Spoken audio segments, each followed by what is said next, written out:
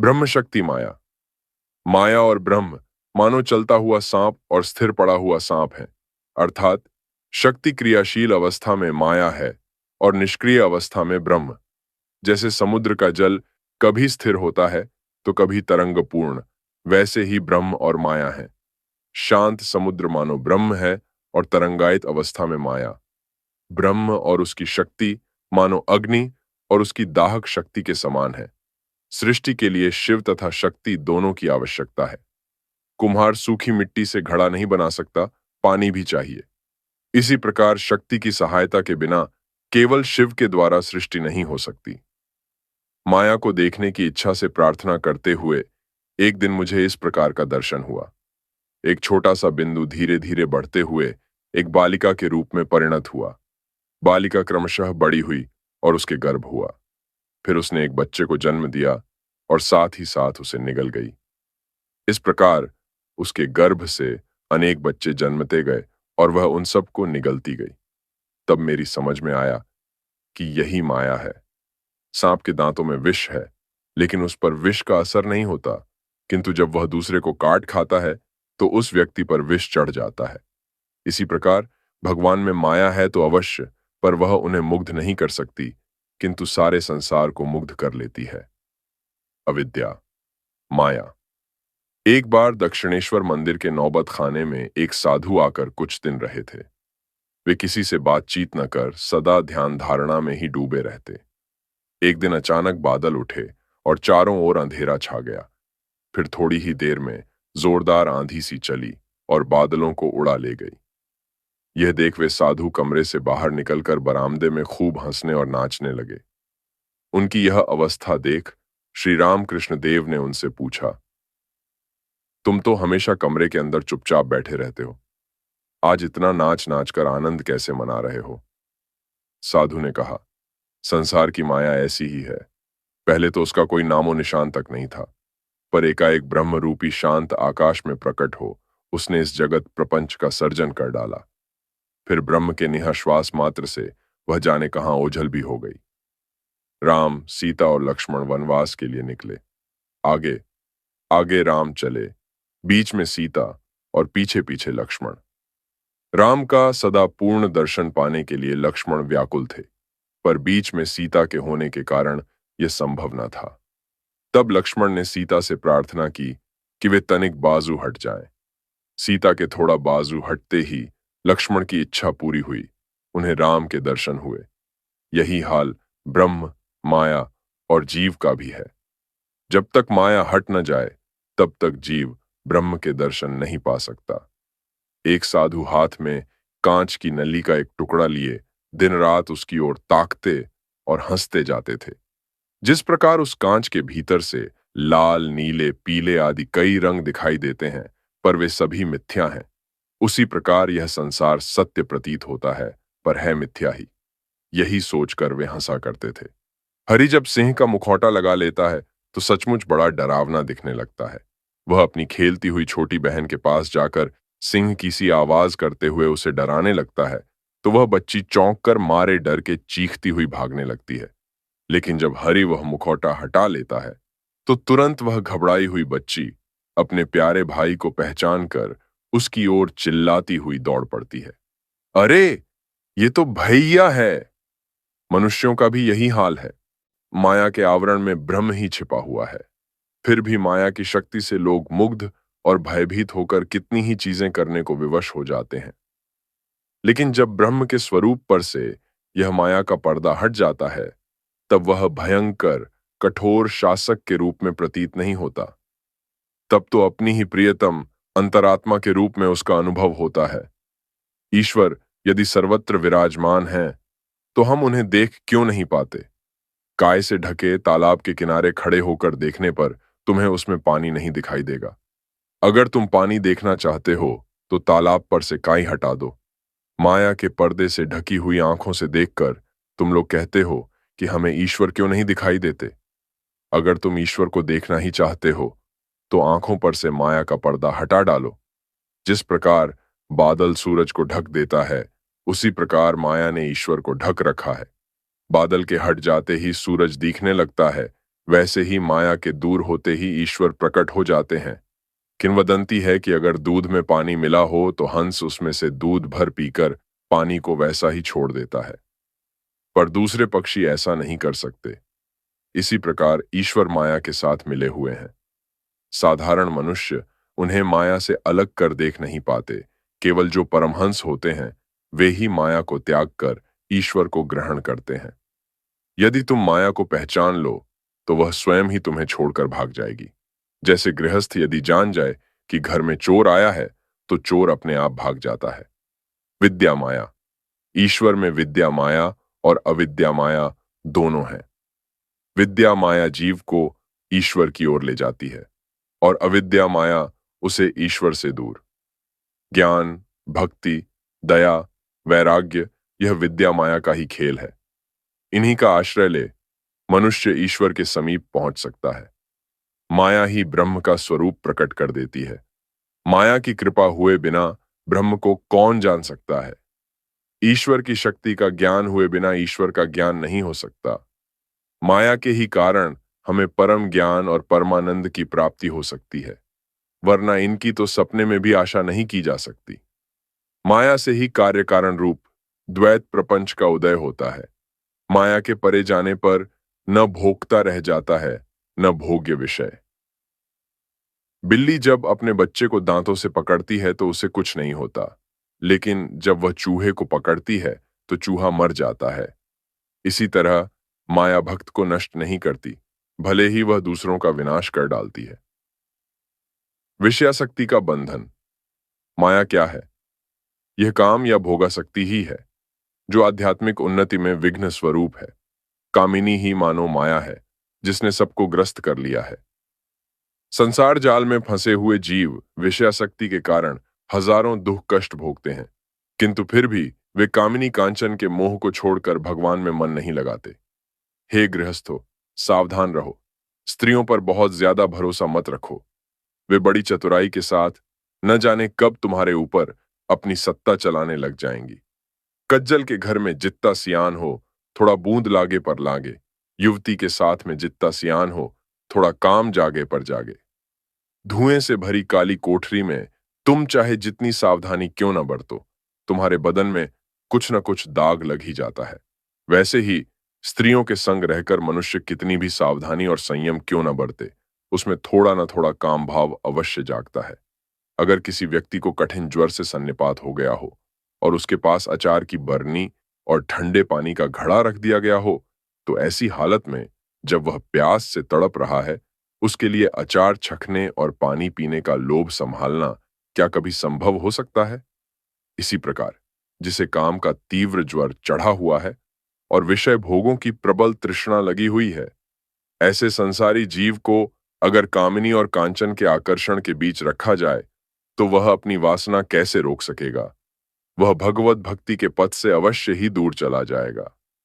एक बार किसी धनवान मारवाड़ी भक्त ने श्री रामकृष्ण देव के पास आकर कहा, महाराज, मैंने सब कुछ त्याग दिया है, फिर भी मुझे भगवान के दर्शन क्यों नहीं होते? इस पर श्री रामकृष्ण देव बोले, तुम तेल के पीपे जानते हो ना?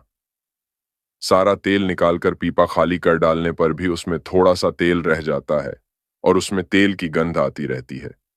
वैसे ही तुम्हारे अंदर अभी भी कुछ विषयासक्ति शेष रह गई है और उसकी गंध आ रही है। कामिनी कांचन ही मनुष्य को संसार में डुबो रखते हैं, ईश्वर की ओर जाने नहीं देते। कितने अचरज की बात है कि सभी लोग अपनी पत्नी की तारीफ ही करते हैं, चाहे वह भली हो या बुरी। जिस प्रकार बंदर शिकारी के पैरों तले अपने प्राण न्यौछावर कर देता है, उसी प्रकार मनुष्य सुंदर स्त्री के पैरों तले अपनी जान कुर्बान कर देता है। विषयासक्ति तथा आध्यात्मिक उन्नति जो ईश्वर प्राप्ति के लिए साधन भजन करना चाहते हैं, उन्हें कामिनी कांचन की आसक्ति से बचने के लिए विशेष रूप से सावधान रहना चाहिए, अन्यथा उन्हें सिद्ध अवस्था कभी नहीं मिल सकती। नित्यानंद जी ने चैतन्य महाप्रभु से पूछा, भाई, मैं जीवों को इतना प्रेम का उपदेश प्रदान करता हूं, फिर भी उन पर इसका कोई असर क्यों नहीं होता? चैतन्य देव बोले, वे लोग स्त्री संसर्ग करके सब खो डालते हैं, इसी कारण उच्च उपदेशों की धारणा नहीं कर पाते। सुनो नित्यानंद भाई, संसारी जीवों की कभी सद्गति नहीं होती। जब तराजू का एक पल्ला दूसरे पल्ले से भारी होकर झुक जाता है, तो उसका निचला कांटा ऊपर वाले कांटे से अलग हट जाता है। इसी प्रकार जब मनुष्य का मन कामिनी कांचन के भार से संसार की ओर झुक जाता है, तो वह ईश्वर में एकाग्र नहीं हो पाता, वह उनसे दूर हट जाता है। अगर घड़े में कहीं एक छोटा सा भी छेद रहे, तो उसका सारा पानी धीरे धीरे बह जाता है। उसी प्रकार साधक के भीतर यदि थोड़ी संसारासक्ति रह जाए, तो उसकी सब साधना व्यर्थ हो जाती है। काम वासना को पूरी तरह से वशीभूत करने की कोशिश करो। ऐसा करने में यदि कोई सफल हो सके, तो उसके भीतर मेधा नाड़ी नाम की एक नई सूक्ष्म नाड़ी उत्पन्न होती है। वह निम्नगामी शक्ति को ऊर्ध्वगामी बनाती है। इस मेधा नाड़ी के खुलने के बाद ही सर्वोच्च परमात्म ज्ञान प्राप्त होता है। कामिनी कांचन की वासना में मग्न हुआ मन मानो कच्ची सुपारी की तरह है। सुपारी जब तक हरी रहती है, तब तक उसका गूदा खोपड़े के साथ चिपका हुआ रहता है, पर जब वह सूख जाती है तो खोपड़ी से अलग हो जाती है और खोपड़ी को हिलाने से अंदर ही अंदर हिलती है। इसी प्रकार जब कामिनी कांचन की वासना सूख जाती है, तब आत्मा देह से बिल्कुल अलग ही अनुभूत होने लगती है। मन जब भोग्य वस्तुओं की आसक्ति से मुक्त हो जाता है, तब वह ईश्वराभिमुख होते हुए ईश्वर में ही लीन हो जाता है। इस तरह बद्ध जीव भी मुक्त हो जाता है। जो ईश्वर से विमुख होकर दूर जाता है, वही बद्ध जीव है। यदि जीव के मन में से काम कांचन की आसक्ति मिट गई, तो फिर उसके लिए शेष ही क्या रह गया? केवल ब्रह्मानंद, विषयासक्ति पर विजय पाने का उपाय। विषैले सांपों से भरे घर में रहने वाला व्यक्ति जैसे सदा सावधान रहता है, वैसे ही संसार में मनुष्यों को काम कांचन के मोहक आकर्षण से सदैव सावधान रहना चाहिए। जैसे सांप को देखने से लोग कहते हैं, मां मनसा तुम अपना मुंह न दिखाओ, पूंछ भर दिखाती हुई चली जाओ, वैसे ही जिनसे काम वासना उत्तेजित होने की संभावना हो, ऐसे प्रलोभनों से पहले ही दूर हो जाना उचित है, ताकि उनके संपर्क में आकर पतन न हो पाए। एक बार एक साधक ने श्री रामकृष्ण देव से पूछा, मैं इतनी धर्म चर्चा करता हूं, चिंतन मनन करता हूं, फिर भी समय समय पर मन में कुभाव क्यों उठते हैं? श्री रामकृष्ण देव बोले, किसी आदमी ने एक कुत्ता पाला था। वह रात दिन उसी को लेकर मग्न रहता, कभी उसे गोद में लेता तो कभी उसके मुंह में मुंह लगाए बैठा रहता। उसके इस मूर्खतापूर्ण आचरण को देख एक दिन एक जानकार व्यक्ति ने उसे यह समझाकर सावधान कर दिया कि कुत्ते का इतना लाड़ दुलार नहीं करना चाहिए। आखिर जानवर की ही जात ठहरी, न जाने किस दिन लाड़ करते समय काट खाए। इस बात ने उस आदमी के मन में घर कर लिया। उसने उसी समय कुत्ते को गोद में से फेंक दिया और मन में प्रतिज्ञा कर ली कि उसे अब कभी गोद में न लूंगा। पर भला कुत्ता यह कैसे समझे? वह तो मालिक को देखते ही दौड़कर उसकी गोद पर चढ़ने लगता। आखिर कुछ दिनों तक उसे पीट कर भगाते भगाते तब कहीं उसकी वह आदत टूटी। तुम लोगों की भी वास्तव में यही दशा है। जिस कुत्ते को तुम इतने दीर्घ काल तक छाती से लगाते आए हो, उससे अब अगर तुम छुटकारा पाना भी चाहो तो वह भला इतनी आसानी से क्यों छोड़ने चला? तब भी कोई हर्ज नहीं। अब से तुम उसका लाड करना छोड़ दो, और अगर वह तुम्हारी गोद में चढ़ने आए तो उसकी अच्छी तरह से मरम्मत करो। ऐसा करने पर कुछ ही दिनों के अंदर तुम उससे पूरी तरह छुटकारा पा जाओगे। कामिनी और कांचन ने सारे संसार को पाप पंख में डुबो रखा है। स्त्रियों की ओर यदि तुम भगवती जगदम्बा की दृष्टि से देखो तो तुम उनके हाथ से बच सकते हो। जब तक कामिनी कांचन की तृष्णा नहीं बुझ जाती, तब तक भगवान के दर्शन नहीं हो सकते। यदि एक बार कोई तीव्र वैराग्य के द्वारा भगवान की प्राप्ति कर ले, तो फिर उसमें स्त्रियों के प्रति आसक्ति नहीं रह जाती। यहां तक कि घर में रहकर अपनी स्त्री से भी उसे कोई भय नहीं रहता। अगर लोहे के एक ओर बड़ा और दूसरी ओर छोटा चुंबक हो, तो लोहे को कौन खींच सकेगा? निसंदेह बड़ा चुंबक ही। ईश्वर बड़ा चुंबक है और कामिनी छोटा चुंबक। ईश्वर के आकर्षण के सामने भला कामिनी क्या कर सकती है? अगर तुम सांप को पकड़ने जाओ तो वह तुम्हें अवश्य काट खाएगा, पर जो मंत्र जानता है उसके लिए यह अत्यंत आसान बात है। वह यदि चाहे तो एक ही साथ 7 सांपों को गले में लपेटकर खूब खेल दिखा सकता है। वैसे ही विवेक वैराग्य रूपी मंत्र सीखकर यदि कोई संसार में रहे, तो संसार की माया ममता उसे बांध नहीं सकती। एक दिन एक मारवाड़ी भक्त दक्षिणेश्वर में श्री रामकृष्ण देव के दर्शन करने आया और उसने उनकी सेवा के लिए 10,000 रुपए देने की इच्छा प्रकट की। परंतु श्री रामकृष्ण देव ने इस पर तीव्र विरोध करते हुए कहा, मैं तुम्हारे रुपए नहीं लूंगा, क्योंकि यदि मैं वे रुपए लूं तो मेरा मन हमेशा उन्हीं की फिक्र में लगा रहेगा। तब उस भक्त ने वह रुपया श्री रामकृष्ण देव की सेवा के लिए उनके भांजे हृदय के नाम रखना चाहा, किंतु श्री रामकृष्ण देव बोले, नहीं, यह भी नहीं होगा। यह तो कपटाचार हुआ, और फिर मेरे मन में तो सदा यही भाव बना रहेगा कि यह मेरा ही रुपया है, अमुक के पास रखा गया है। उक्त भक्त फिर भी आग्रह करने लगा। उसने श्री रामकृष्ण देव के ही वचन उद्धृत करते हुए कहा, आप ही तो कहा करते हैं कि मन यदि तेल की तरह हो जाए तो फिर वह कामिनी कांचन रूपी समुद्र में न डूबकर ऊपर ही तैरता रहेगा। इस पर श्री रामकृष्ण देव बोले, सो तो ठीक है, पर तेल अगर बहुत ज्यादा देर तक पानी में तैरता रहे तो अंत में वह भी सड़ने लगता है। इसी तरह मन यदि कामिनी कांचन रूपी समुद्र में तैरता भी रहे तो भी बहुत दीर्घ समय तक लगातार उसके संपर्क में रहने से अंत में वह अवश्य ही अशुद्ध हो जाएगा और उसमें से दुर्गंध आने लगेगी। साधक और कांचन रूपी विघ्न। धन कमाने की लालसा मनुष्य को ईश्वर के मार्ग से दूर ले जाती है। इस प्रसंग में श्री रामकृष्ण देव ने एक बार अपने एक युवक शिष्य से कहा, संसारी मनुष्य की तरह तू भी नौकरी कर रहा है, पर कुछ फर्क है। तूने अपनी मां के लिए नौकरी स्वीकार की है, नहीं तो मैं कहता छी छी तुझे धिक्कार है, धिक्कार है। अंत में उन्होंने कहा, केवल ईश्वर की ही सेवा चाकरी करनी चाहिए। धन के लिए नौकरी करने से मनुष्य का कितना अधपतन हो जाता है। इस संदर्भ में श्री रामकृष्ण देव ने अपने एक युवक शिष्य का उल्लेख करते हुए कहा था, उसके चेहरे पर कैसी स्याही सी छा गई है, मानो चेहरे पर एक काला पर्दा सा पड़ गया है। वह ऑफिस में काम करने लगा है ना, इसीलिए ऐसा हुआ है। ऑफिस में हिसाब किताब करना पड़ता है और भी सैकड़ों किस्म के काम हैं, हमेशा उन्हीं की फिक्र लगी रहती है। रुपया भी एक बड़ी भारी उपाधि है।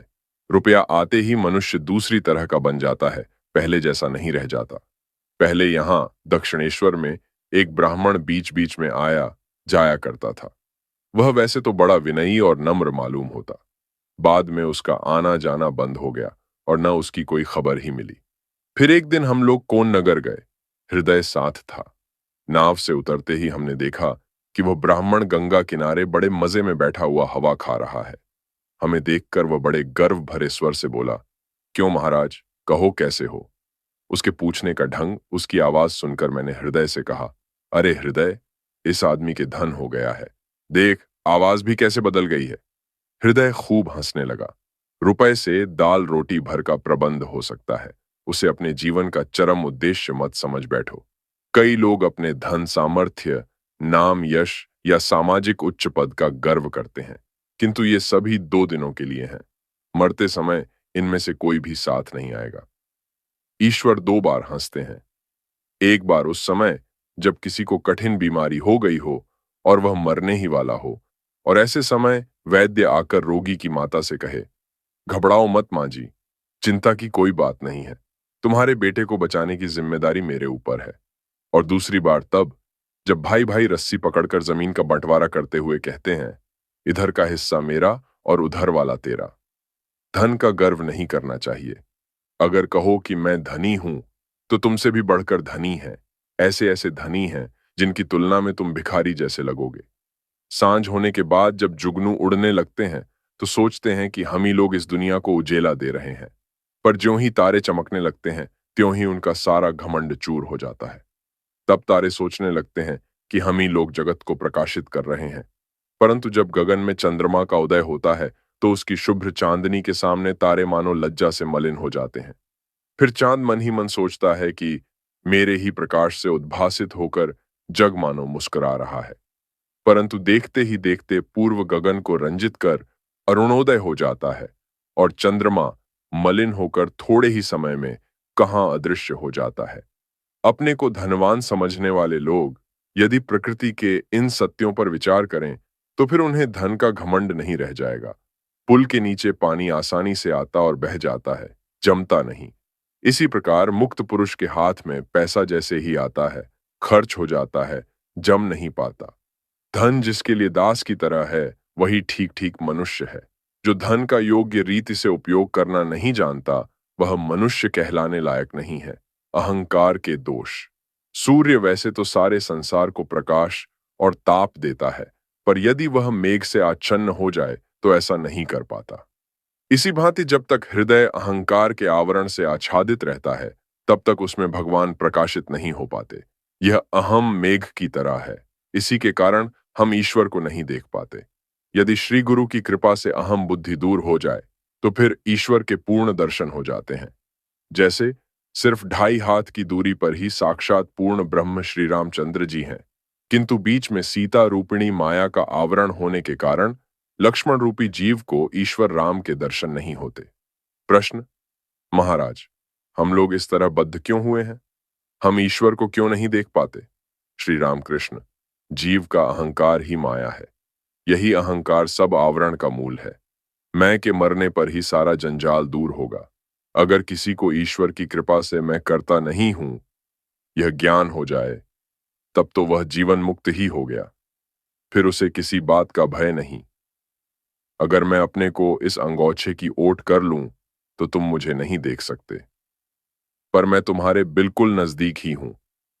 इसी भांति और सभी चीजों की अपेक्षा ईश्वर ही तुम्हारे सबसे ज्यादा निकट है, किंतु इस अहं रूपी आवरण के कारण तुम उनके दर्शन नहीं पाते। जब तक अहंकार रहता है, तब तक न ज्ञान होता है, न मुक्ति मिलती है। इस संसार में बार बार आना जाना पड़ता है।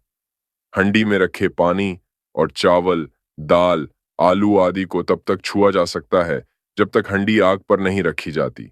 जीव की देह मानो हंडी है और धन मान, विद्या बुद्धि, जाति कुल आदि मानो चावल, दाल, आलूओं की तरह हैं। अहंकार ही आग है। अहंकार रूपी अग्नि के ही कारण जीव गरम, गर्वीला होता है। बरसात का पानी ऊंची जमीन पर नहीं ठहर पाता, बहकर नीची जगह में ही जमता है। वैसे ही ईश्वर की कृपा भी नम्र व्यक्तियों के ही हृदय में ठहरती है। अहंकार अभिमानपूर्ण हृदय में नहीं। जब तक अहंकार पूरी तरह नष्ट नहीं हो जाता, तब तक मनुष्य की मुक्ति नहीं। अहम के कारण बछड़े की कैसी दुर्गति होती है। देख, बछड़ा जन्मते ही हम्बा, हम करने लगता है। इसीलिए तो उसे इतने क्लेश भुगतने पड़ते हैं। बड़ा होते ही वह हल में जोता जाता है और उसे सुबह शाम भारी हल चलाते रहना पड़ता है। इतना ही नहीं, कभी कभी वह कसाई के हाथों काटा जाता है, उसका मांस खा लिया जाता है और चमड़े से जूते बनते हैं, ढोल बनता है। लेकिन इतना होते हुए भी उसका अहंकार नहीं जाता। ढोल को इतना पीटा जाता है, पर वह हम के ही बोल निकालता है। इतने पर ही छुटकारा नहीं मिल जाता। अंत में उसकी अंतड़ियों से तांत बनती है और धुनिया उसे अपने धनुहे में लगाकर रुई धुनकता है। तब जाकर वह तुम कहने लगती है। यह मैं निकल जाकर उसकी जगह तुम आ जाना चाहिए, परंतु आध्यात्मिक जागरण हुए बिना यह संभव नहीं। मुक्ति तभी मिलेगी जब तुम्हारा मैंपन चला जाकर तुम भगवान में ही डूब जाओगे। मुक्ति कब होगी? जब मैं चला जाएगा तब। प्रश्न: मैं मुक्त कब होऊंगा? उत्तर: जब तुम में यह मैं नहीं रहेगा। मैं और मेरा यह अज्ञान है, तुम और तुम्हारा यह ज्ञान है। जो ठीक ठीक भक्त होता है, वह सदा कहता है, हे प्रभु, तुम ही करता हो, तुम ही सब कुछ कर रहे हो।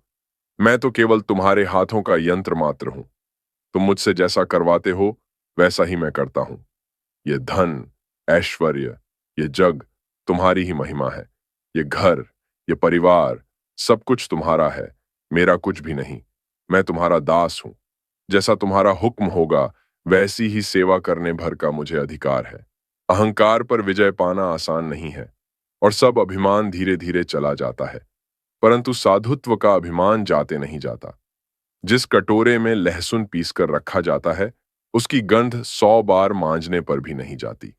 मैं पन भी ऐसा ही पाजी है, चाहे कितनी ही कोशिश करो, वह जाते नहीं जाता। अजीर्ण का रोगी अच्छी तरह जानता है कि अचार या चटनी उसके लिए हानिकारक है, किंतु फिर भी संघ का गुण ही ऐसा है कि उन चीजों को देखने से ही मुंह में पानी आ जाता है। मैं और मेरा को दूर करने के लिए कितना भी प्रयत्न करो, पर प्रत्यक्ष व्यवहार के समय यह कच्चा मैं न जाने कहां से आ ही जाता है। ये सच है कि एक दो जनों को समाधि प्राप्त होकर उनका अहम चला जाता है। परंतु साधारणतया अहम नहीं जाता। लाख विचार करो, पर अहम घूम फिर कर फिर से हाजिर हो जाता है। पीपल का पेड़ आज काट डालो, कल सुबह ही देखोगे कि फिर अंकुर निकल आया है। जो अपना नाम यश चाहते हैं, वे भ्रम में हैं। वे यह भूल जाते हैं कि एकमात्र ईश्वर की ही इच्छा से सब कुछ हो रहा है, वही सबका नियामक है। ज्ञानवान व्यक्ति कहता है, प्रभु, तुम, मूढ़ अज्ञानी ही मैं करता है। पक्का मैं और कच्चा मैं दो तरह का होता है। एक है पक्का मैं और दूसरा कच्चा मैं। जो कुछ मैं देखता, सुनता या महसूस करता हूं, उसमें कुछ भी मेरा नहीं है। यहां तक कि यह शरीर भी मेरा नहीं है। मैं नित्य मुक्त हूं, ज्ञान स्वरूप हूं। यह पक्का मैं है। ये मेरा मकान है, ये मेरा लड़का है, ये मेरी पत्नी है, ये मेरा शरीर है। ये सब कच्चा मैं है। मैं प्रभु का दास हूं, यही सही। भक्त का मैं है, विद्या का मैं है, इसे पक्का मैं कहा जाता है। दुष्ट मैं क्या है? दुष्ट मैं वह है जो कहता है, क्या वे मुझे नहीं जानते? मेरे इतने रुपए हैं, मेरे इतना बड़ा आदमी कौन है? मेरी बराबरी करे इतनी हिम्मत किसमें है? जो मैं मनुष्य को संसारी बनाता है, कामिनी कांचन में आबद्ध करता है, वह दुष्ट मैन है। जीव और ब्रह्म में भेद बस इसलिए है कि उनके बीच यह मैं खड़ा हुआ है। पानी पर यदि एक लाठी डाल दी जाए, तो पानी दो भागों में बटा हुआ सा दिख पड़ता है। अहम या मैं ही यह लाठी है। इसे उठा लो तो जल एक ही रह जाएगा। अहंकार पर विजय पाने का उपाय। मैं पर विचार करते करते दिखाई देता है कि मैं केवल एक शब्द भर है, किंतु फिर भी इसे दूर करना अत्यंत कठिन है। इस कारण यही कहना चाहिए कि अरे दुष्ट मैं, तू जब किसी हालत में जाएगा ही नहीं तो फिर ईश्वर का दास बनकर रह। मैं ईश्वर का दास हूं, यह पक्का मैं है। शंकराचार्य का एक शिष्य था। वह कई दिनों से उनकी सेवा कर रहा था, पर आचार्य ने उसे अब तक एक भी उपदेश नहीं दिया था। एक दिन शंकराचार्य अपने आसन पर बैठे हुए थे। ऐसे समय किसी के आने की आहट हुई। आचार्य ने पूछा, कौन है? शिष्य बोला, मैं। तब आचार्य बोले, मैं यदि तुझे इतना ही प्रिय है तो उसे और बढ़ा ले, अर्थात सारा जगत मैं ही हूं, यह धारणा कर ले। नहीं तो फिर उसे पूरी तरह त्याग दे। यदि देखो कि मैं नहीं दूर होता तो रहने दो उसे। दास मैं बना हुआ। हे ईश्वर, तुम प्रभु हो, मैं दास हूं, इसी भाव में रहो। मैं ईश्वर का दास हूं, भक्त हूं, ऐसे मैं में दोष नहीं। मिठाई खाने से अम्ल रोग होता है, पर मिश्री इसका अपवाद है। दास मैं, भक्त का मैं या बालक का मैं, ये सब मानो जलराशि पर खींची गई रेखा के समान है। यह मैं अधिक देर नहीं ठहरता। मिठाइयों से रोग होता है, पर मिश्री में दोष नहीं। उसी प्रकार कच्चा मैं हानिकारक है, परंतु मैं ईश्वर का दास या भक्त हूं। इस तरह के पक्के मैं में दोष नहीं है, बल्कि यह साधक के भक्ति पथ पर आगे बढ़ने का ही सूचक है। इसके द्वारा ईश्वर लाभ होता है। दास मैं वाले व्यक्ति की काम क्रोधादि प्रवृत्तियां किस प्रकार की होती हैं? अगर उसका भाव ठीक ठीक हो, तो उसकी पूर्व प्रवृत्तियों का केवल आकार मात्र रह जाता है। ईश्वर प्राप्ति के पश्चात यदि किसी का दास मैं या भक्त मैं बना रहा, तो भी वह व्यक्ति किसी का अनिष्ट नहीं कर सकता। पारस पत्थर को छूने पर तलवार सोना बन जाती है। तलवार का आकार तो रहता है, पर वह किसी की हिंसा नहीं कर सकती। अगर तुम्हें अहंकार ही करना है, तो मैं ईश्वर का दास हूं, मैं ईश्वर की संतान हूं, इस तरह का अहंकार करो। महापुरुषों का स्वभाव बालकों जैसा होता है। ईश्वर के समीप वे सदा ही बालक हैं, इसलिए उनमें अहंकार नहीं रहता। उनकी सारी शक्ति ईश्वर की शक्ति है, पिता की शक्ति है, स्वयं की कुछ भी नहीं। ईश्वर ही सब कुछ कर रहे हैं, वे यंत्री हैं। मैं यंत्र हूं, यह विश्वास यदि किसी में आ जाए, तब तो वह जीवन मुक्त ही हो गया। हे प्रभु, तुम्हारा कर्म तुम ही करते हो, पर लोग कहते हैं मैं करता हूं। जब तक मैं जानता हूं या मैं नहीं जानता ये भाव है, तब तक व्यक्तित्व का बोध भी है। मेरी ब्रह्ममयी मां ने कहा है, जब मैं तुम्हारे अहम को पूरी तरह मिटा देती हूं, तभी तुम्हें समाधि में मेरी अरूप सत्ता की निरुपाधिक स्वरूप की उपलब्धि हो सकती है। तब तक तो यह मैं रहता ही है। अपनी निम्न प्रकृति के साथ बहुत संग्राम करने के पश्चात आत्मज्ञान के लिए तीव्र साधना करने के बाद ही समाधि अवस्था प्राप्त होती है। समाधि होने पर मेरा कुछ नहीं रह जाता, किंतु ऐसी समाधि बहुत मुश्किल है। मैं बड़ा बलवान होता है, किसी तरह जाना नहीं चाहता। तभी तो हमें फिर फिर कर संसार में जन्म लेना पड़ता है। जब तक ईश्वर के दर्शन न हो, जब तक उस पारसमणि के स्पर्श से लोहा सोना न बन जाए, तब तक मैं करता हूं, ये भ्रम रहेगा ही। मैंने सत्कर्म किया, मैंने असत्कर्म किया, ये भेद बोध रहेगा ही। ये भेद बोध उन्हीं की माया है और इसी के कारण यह संसार चल रहा है। विद्या माया का आश्रय लेने पर सन्मार्ग पकड़कर चलने से उन्हें प्राप्त किया जा सकता है। जो ईश्वर को प्राप्त कर लेता है, उनके प्रत्यक्ष दर्शन कर लेता है, वही माया को पार कर सकता है। ईश्वर ही एकमात्र करता है, मैं अकर्ता हूं। यह विश्वास जिसे है, वही जीवन मुक्त है। सिद्ध पुरुष का अहंकार, क्या अहम कभी पूरी तरह से नहीं जाएगा? कमल की पंखुड़ियां समय पर झड़ जाती हैं, लेकिन उनका निशान रह जाता है। इसी प्रकार जब मनुष्य ईश्वर का साक्षात्कार कर लेता है, तो उसका अहंकार पूरी तरह नष्ट हो जाता है, पर उसका थोड़ा दाग रह जाता है। किंतु उस अहंकार से कोई अनिष्ट नहीं होता। जिसने ईश्वर के दर्शन किए हैं, वही ठीक ठीक ज्ञानी है। उसका स्वभाव बालक जैसा हो जाता है। बालक के भी अलग व्यक्तित्व होता है, अस्मिता होती है, परंतु वस्तुतः वह केवल आकारमान है। बालकों का अहम बड़ों के अहम की तरह हानिकारक नहीं होता। कुछ महापुरुष सप्तम भूमि या समाधि की सर्वोच्च अवस्था में पहुंचकर भगवत बोध में विलीन हो जाने के बाद भी लोक कल्याण के लिए उस भूमि से उत्तर आते हैं। समाधि के बाद भी वे इच्छा पूर्वक विद्या का अहम रख देते हैं। यह अहम का आभास मात्र है। यह पानी पर खींची गई रेखा के समान होता है। रस्सी जल जाने पर भी उसका आकार बना रहता है, पर उसके द्वारा किसी को बांधा नहीं जा सकता। इसी प्रकार ज्ञानाग्नि में दग्ध होकर अहं का भी केवल आकार भर रह जाता है। मनुष्य सपने में यह देखकर कि कोई उसे काटने आ रहा है, मारे डर के हड़बड़ाकर उठ बैठता है। यद्यपि वह उठकर देखता है कि कमरा बंद है और अंदर कोई नहीं है, फिर भी कुछ समय तक उसकी छाती धड़कती रहती है। इसी भांति यह मैंपन या अभिमान चला जाने पर भी उसका कुछ जोर रह ही जाता है। समाधि के बाद भी कोई कोई मैं को रख छोड़ते हैं, दास मैं या भक्त का मैं। शंकराचार्य ने लोक शिक्षा के लिए विद्या का मैं रख छोड़ा था। हनुमान को ईश्वर के साकार और निराकार दोनों स्वरूप के दर्शन हुए थे, किंतु इन दर्शनों के बाद उन्होंने दास मैं रख छोड़ा था। नारद, सनक, सनंदन, सनातन और सनत कुमार आदि ने भी इसी तरह ब्रह्म दर्शन के बाद भी दास में, भक्त में रख छोड़ा था। एक भक्त, क्या नारदादि केवल भक्त थे या ज्ञानी भी थे? श्री रामकृष्ण नारदादि को ब्रह्म ज्ञान प्राप्त हुआ था, किंतु फिर भी वे कलना दिनी निर्झरिणी की तरह भगवान महिमा का गुणगान करते हुए विचरण करते रहते थे। लोक शिक्षा और धर्म रक्षा के लिए उन्होंने विद्या का मैं रख छोड़ा था। ब्रह्म में पूर्ण विलीन न होकर अपने अलग अस्तित्व का मानो थोड़ा चिह्न रख छोड़ा था। एक बार श्री रामकृष्ण देव ने अपने एक शिष्य से विनोद में पूछा, क्यों, क्या तुम्हें मुझ में कोई अभिमान नजर आता है? क्या मुझ में अभिमान है? शिष्य ने कहा, जी महाराज, थोड़ा सा है, पर आप में उतना अभिमान इन कारणों से रखा गया है। पहला, देह धारण के लिए। दूसरा, भगवत भक्ति के उपभोग के लिए।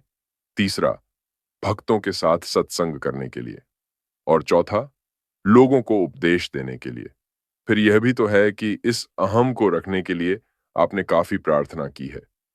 वैसे देखा जाए तो आपके मन की स्वाभाविक प्रवृत्ति समाधि की ओर है।